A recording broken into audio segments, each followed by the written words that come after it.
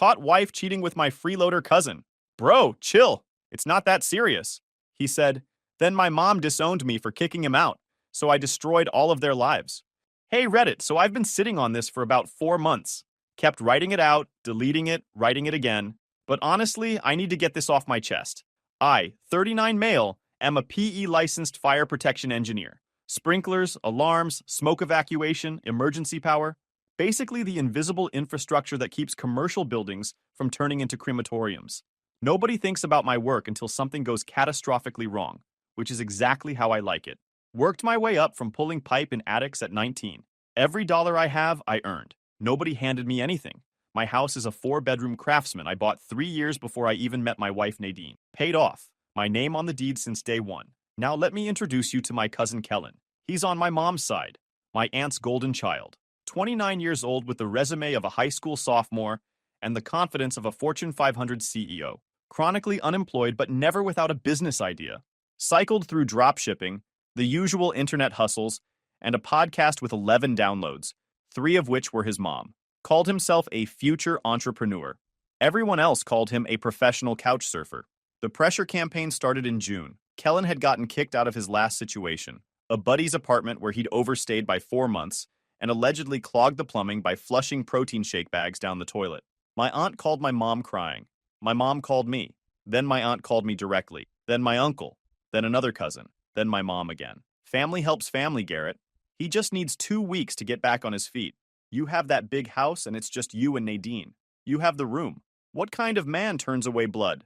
I said no 4 times. Nadine, my wife, self-described social media marketing consultant, who ran a lifestyle Instagram with 1,200 followers and pulled in maybe $800 a month, said yes behind my back. Told my aunt he could stay in the spare room. When I found out, she hit me with, "It's my home too, Garrett.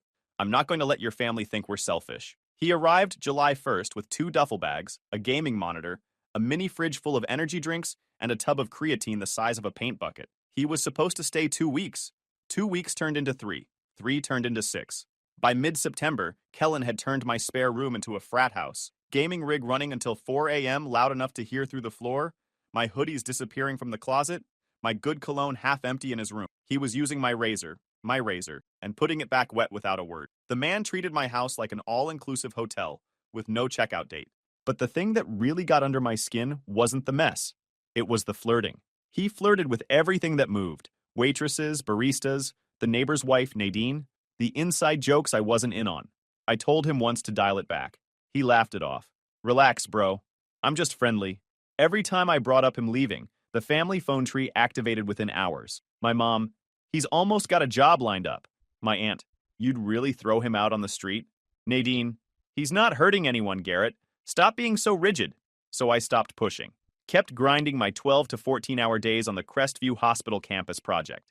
Full life safety redesign across 6 buildings. Fire marshal breathing down our necks about code compliance timeline. I was working so hard I barely saw my own house in daylight. That was by design. Theirs, not mine. I was at my desk in the construction trailer reviewing fire alarm riser diagrams when my phone buzzed with a fraud alert. One of my credit cards, an older one I barely used kept in a kitchen drawer for emergencies, had just been charged $47.83 at a pizza delivery place. I hadn't ordered pizza. Nadine was supposedly at her sister's house for the afternoon, and Kellen didn't have access to that card, except he lived in my house. And the card was in an unlocked kitchen drawer. I could have called the bank and disputed it. Could have texted Nadine and asked what was going on. Could have let it go and dealt with it at midnight when I got home. Instead, I opened the delivery app on my phone, logged in, checked the recent order. 1 large pepperoni, 1 order of garlic knots, delivered to my address 40 minutes ago. Handed to someone at the door, at 2:15 p.m. on a Wednesday, when nobody was supposed to be home except Kellen, and he didn't have the money to order water, let alone delivery. So either he found my card and ordered himself pizza, which was theft, or someone was at the house with him sharing that meal. I drove home, didn't speed, didn't call, didn't text, just drove with the windows down and my brain running through every possibility. Maybe Nadine came home early and they were just hanging out. Maybe there was an explanation. Maybe I was jumping to conclusions and this was just him being him, helping himself to something that wasn't his, as usual. But the deeper I drove into my neighborhood, the quieter that rational voice got. This was off. His truck was in the driveway, which was normal. Nadine's Lexus SUV was parked around the corner on the next block, half hidden behind a neighbor's hedge. That was not normal. She was supposed to be across town at her sister's. Why would she park around the corner from her own house? You only hide your car when you don't want someone to know you're there. The house was quiet when I walked in. No TV. No gaming sounds from his room. Just a pizza box on the kitchen counter with 2 plates. 2 and 2 glasses. You get the picture. Then the sound from upstairs. A thump. Her laugh. Muffled, breathy, unmistakable. The kind of laugh you don't confuse with anything else when you've been married to someone for 12 years. I stood at the bottom of those stairs and felt my heart jump into my throat.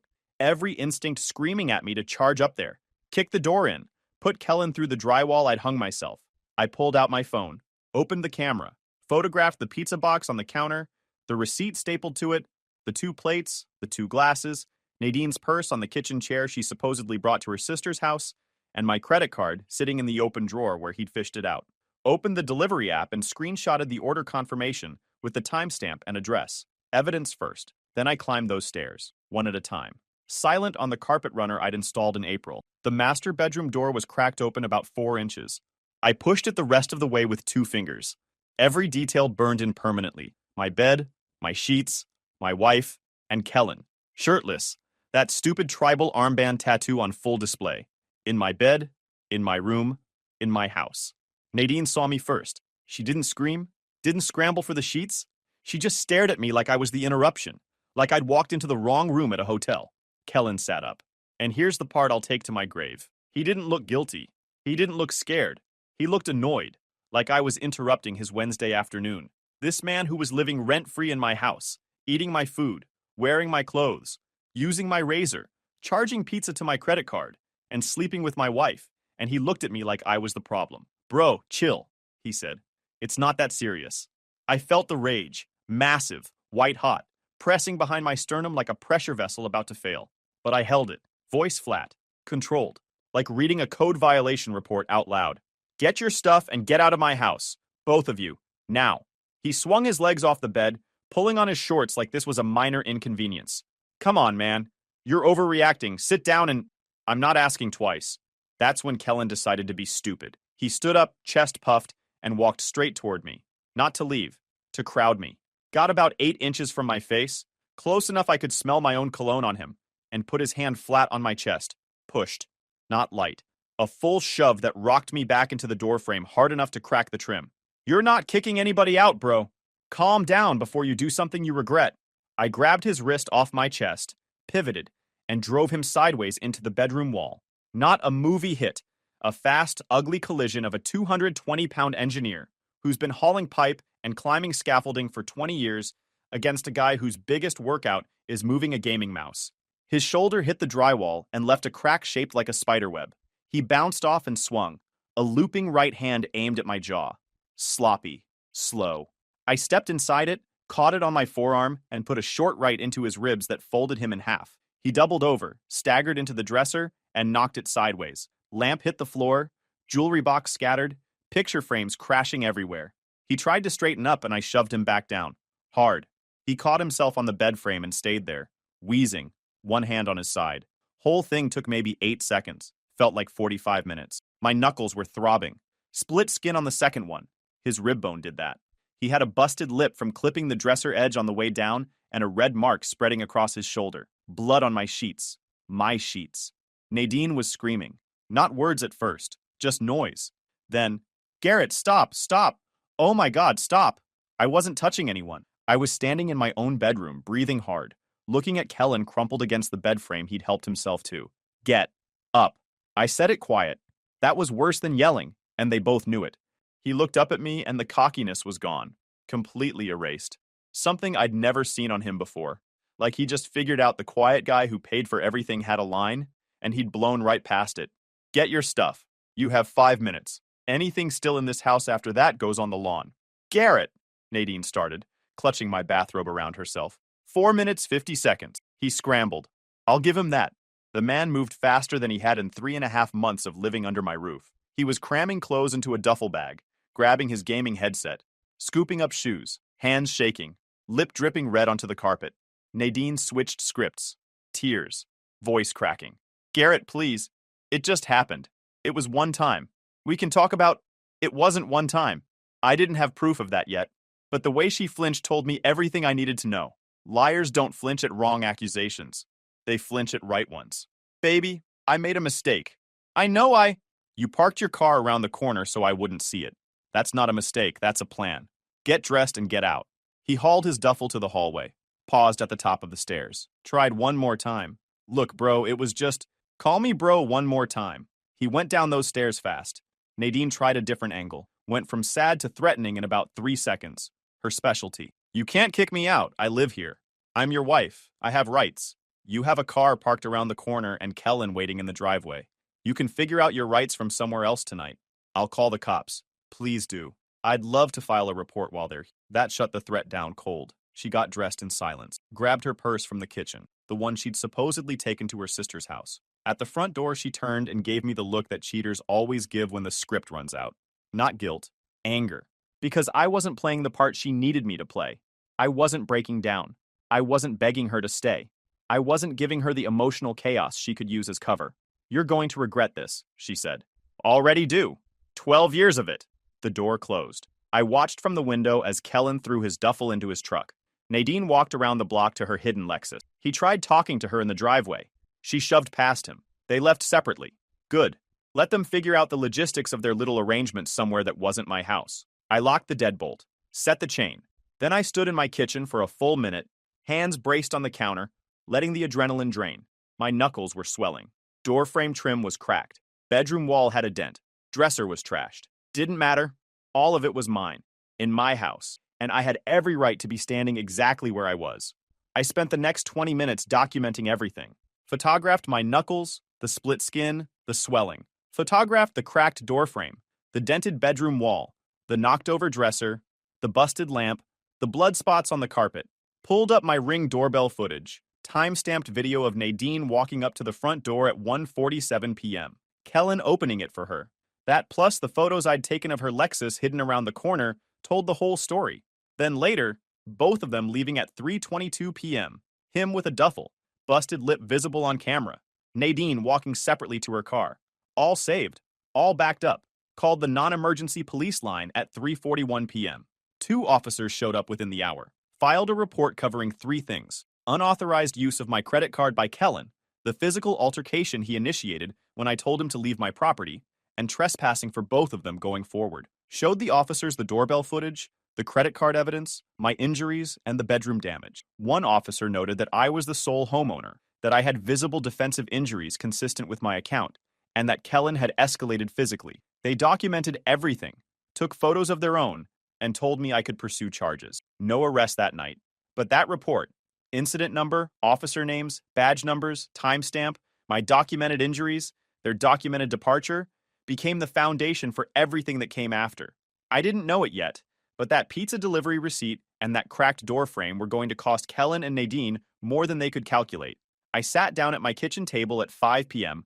with a bag of frozen peas on my hand and my laptop open. Time to go to work. I didn't sleep that night. Set up what I started calling the command center. Laptop open to every financial portal, legal pad for tracking accounts, phone recording app on for all incoming calls. Everything in its own lane, one step at a time. Called my attorney that night. He walked me through the sequence.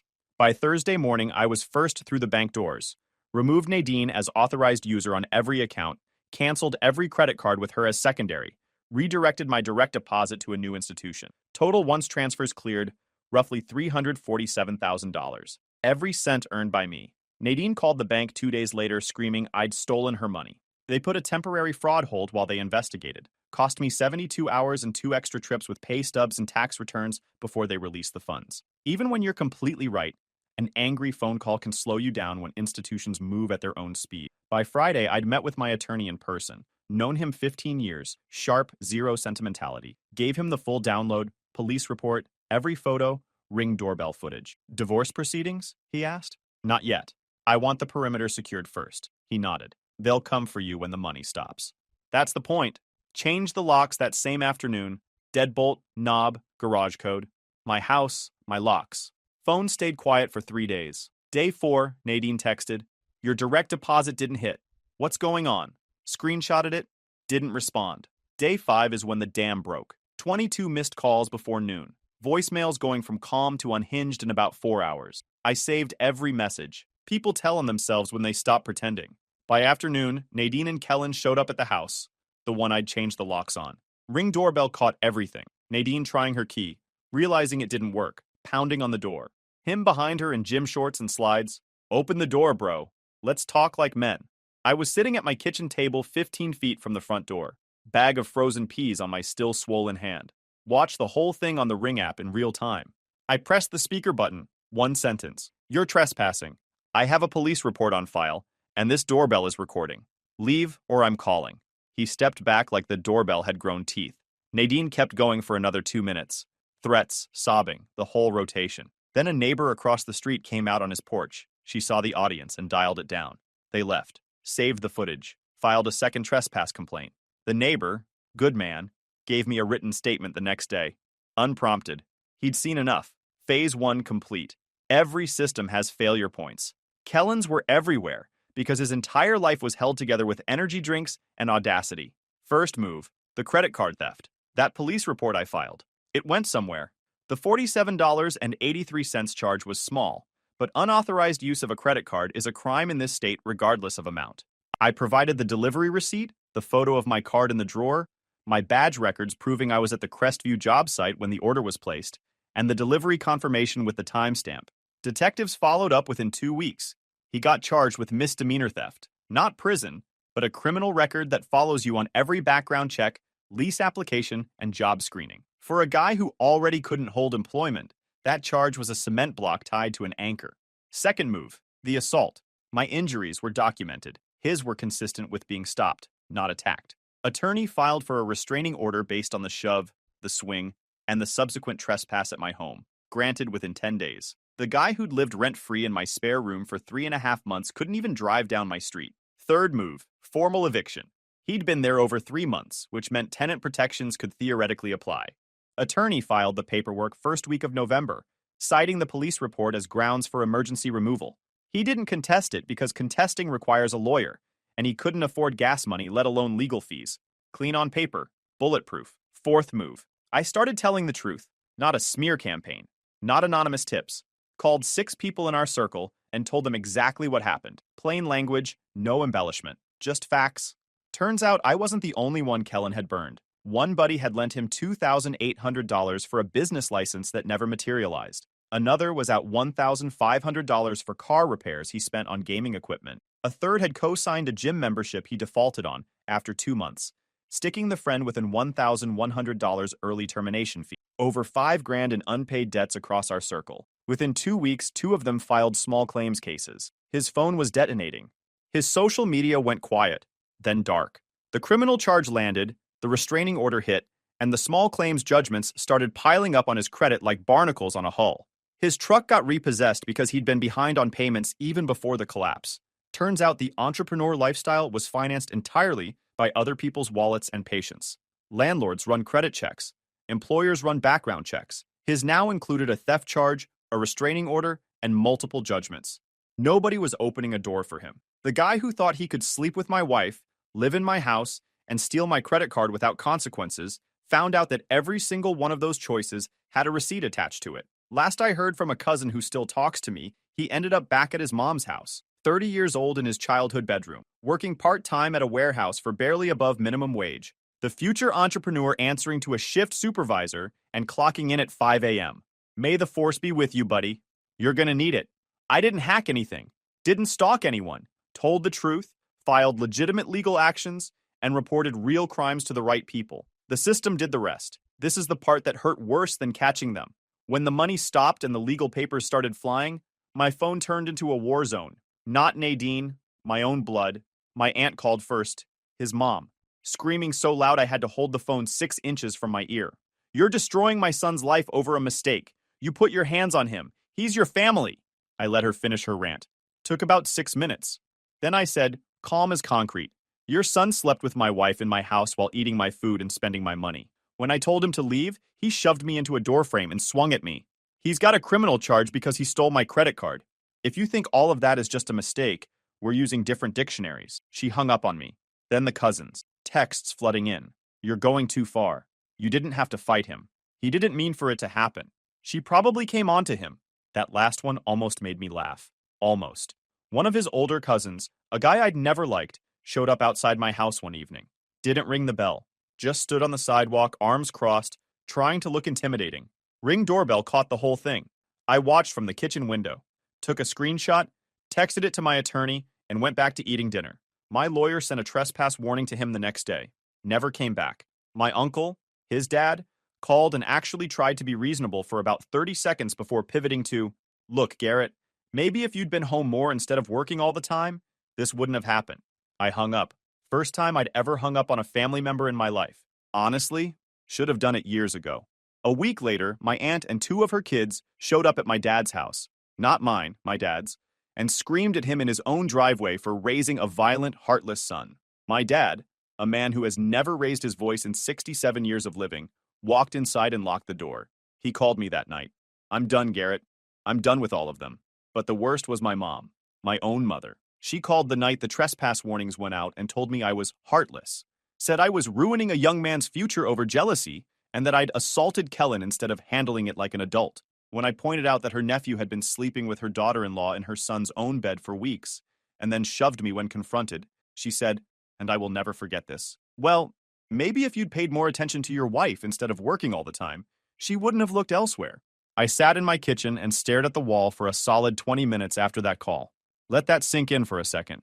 My own mother, the woman who raised me, told me the affair was my fault, took her nephew's side over her own son, not because she believed it, but because her sister was in her ear, and my mom has never once in her life been able to stand up to that woman. My dad called me the next morning, quiet, measured. "I heard what your mother said to you last night. I want you to know I don't agree with a single word of it." "Thanks, Dad. I've been watching her enable your aunt's family for 35 years. Her nephew, his brother, your aunt's spending. Your mother writes checks with my money to bail them out, and I've been too passive to stop it. That ends now." 2 weeks later, Dad moved out. Filed for divorce within the month. 41 years of marriage, and Mom's decision to side with the guy who wrecked her son's home was the straw that finally broke it. Dad told me later it wasn't just this. It was 35 years of watching her bail out her sister's family, write checks behind his back, take their side in every single conflict, and treat his feelings as optional. My situation was just the one that made him realize it was never going to change. Dad got an apartment 15 minutes from mine. We started having dinner every Thursday. He told me he should have done it years ago. Said watching me refuse to fold gave him the push he'd been missing for decades. Mom tried calling me 3 times after that. I let everyone ring out to voicemail. Her messages got progressively more desperate. First angry, then guilty, then pleading. She never once apologized for what she said. Just kept insisting I was tearing the family apart. When the family tore itself apart the second her nephew climbed into my bed. I blocked my aunt, blocked 3 cousins, kept Dad and 1 cousin who'd stayed neutral. The family tree got pruned hard that fall, and I held the shears. While the family drama exploded, Nadine launched her own war. She wasn't stupid, manipulative, self-centered, couldn't own up to anything if her life depended on it, but not stupid. First, she hired a lawyer, not a great one, a guy who mostly handled DUIs and fender benders, but aggressive and cheap. He filed an emergency motion for temporary spousal support, claiming I'd unlawfully locked respondent out of the marital home and unilaterally severed all financial support, leaving respondent destitute. Also filed to compel me to grant Nadine access to the home or cover her alternative housing costs. Judge granted temporary support at $2,200 a month. That stung. Housing access motion denied because the house was my separate property and the police report documented grounds for the removal, but the judge noted he'd revisit if needed. Setback number 1. Second, the restraining order play. Mid-November, about 5 weeks after the confrontation, Nadine filed for a temporary protective order against me, claimed I'd been violent, threatening, and intimidating, citing the confrontation with Kellen as proof I was dangerous. The order was granted ex parte. Judge signed it on her word alone before I could respond. I got served at my office on a Thursday morning, had to surrender my concealed carry permit and stay 500 feet from the house I owned. My attorney filed opposition the same day. Hearing set for the following Tuesday. 5 days walking around with a restraining order on my record I didn't earn. Those were among the worst days. Not the restriction itself, what it represented. My name in a protective order database. My project manager getting a courthouse call. The look on his face when I had to explain. At the hearing, my attorney took it apart in 20 minutes. Played the Ring doorbell footage, Nadine walking up to the front door alone at 1:47 p.m. My cousin Kellen letting her in. The whole thing time-stamped. Then presented my photos of her Lexus hidden around the corner, proving the visit was premeditated. Then the footage of her and Kellen pounding on my door after the locks changed, his threats on camera. Presented the original police report documenting Kellen's assault on me, my defensive injuries, and his initiation of violence. Submitted my clean record, 0 prior incidents, 0 threatening communication. Nadine's lawyer tried spinning the confrontation as proof of volatility. My attorney pointed out that a homeowner defending himself against assault in his own bedroom after discovering an affair isn't volatility. It's a Tuesday in this state's Castle Doctrine. Judge dissolved the order, issued a written finding that the petition was not supported by credible evidence and appears to mischaracterize a documented self-defense incident, and warned Nadine about misusing court proceedings. That finding went straight into our case file, ammunition for later. But those 5 days cost me sleep, credibility at work, and a knot in my gut that took weeks to unwind. That's the part revenge stories skip. Even when you win, absorbing the hit still hurts. Then she went after my reputation from every angle she could think of, called everyone we knew, and told them I was violent, emotionally abusive, dangerous, targeted the wives first, knowing they'd pressure their husbands, lost 4 friendships outright. 2 guys sent texts starting with, "I don't want to take sides, but," which is always the opening act to taking a side. She called my company's HR department and told them I was unstable. Inquiry closed in 3 days because my record was clean and my project was ahead of schedule. Sent a bait email full of apologies, meant to get me to respond emotionally so her lawyer could screenshot it. Forwarded it to my attorney without a word. Posted on Instagram about her violent, narcissistic husband. My attorney's advice: the court is the only audience that matters. Hardest thing I've done, watching people believe lies about you and choosing not to fight back publicly. My buddy Reggie was the exception through all of it. Former Marine, zero nonsense. Called me straight. Nadine's telling everyone you're a monster. I don't buy it. But you need to know what's circulating. She can win the narrative. I'm winning the case. Then came the job site ambush. 2 days after HR cleared me, Nadine showed up at the Crestview Hospital campus, passed the construction gate without a hard hat, without a badge, without signing the visitor log. 3 safety violations before she said a word. Found my trailer and started a scene. Tears, pleading, loud enough for the crew outside. "Garrett, please, we can fix this." Choreographed to make me look like the villain, and her like the victim. I told the sub in the trailer to give us a minute, stepped outside, and said one thing. "You need to leave this job site. You're trespassing on an active construction zone without PPE." More tears. More volume. Electrician stopped working to watch. Superintendent walking over. "I'm calling site security." 30 seconds. She left. But she left loud, sobbing across the gravel lot where the entire framing crew could see. Calculated. I filed an incident report that afternoon, and the GC added her photo to the trespass list. That stunt cost me rapport I'd built over months. The sprinkler sub who'd been in the trailer started acting different. Shorter answers, no eye contact. His foreman asked if there'd be more incidents.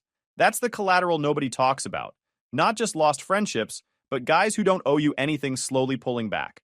I documented every post, saved every voicemail where she contradicted her own public story, admitting the affair, begging me back, threatening to ruin me. My attorney filed a counter motion laying out the adultery, the dissolved protective order, the job site trespass, the HR stunt, the full harassment pattern, attached voicemails, ring footage, the police report, the incident report, the social media timeline.